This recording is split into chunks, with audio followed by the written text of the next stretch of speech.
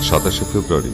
আজকের উল্লেখযোগ্য বিষয়: কবি নবীনচন্দ্র দাশের জন্ম, নৃতত্ত্ববিদ সুরজিৎ চন্দ্র সিংহের মৃত্যু, লেখক লক্ষ্মীকান্ত শর্মার জন্ম, সাংবাদিক কেদারনাথ মজুমদারের জন্ম। কেদারনাথ মজুমদার জন্মগ্রহণ করেন 27 ফেব্রুয়ারি 1277 বঙ্গাব্দে, মৃত্যু 5 ফেব্রুয়ারি 1336 বঙ্গাব্দে। ময়মনসিংহের গাইঘাটা কাটিয়াদিতে জন্ম। 27 বছর বয়সে তার পরিচালনায় কুমার পত্রিকা প্রকাশিত হয়। 1306 বঙ্গাব্দে বাসনা ও 1307 বঙ্গাব্দে আরতি নামে আরো দুখানি পত্রিকা প্রকাশ করেন। 1319 বঙ্গাব্দ থেকে সৌরভ পত্রিকা প্রকাশ করতে থাকেন।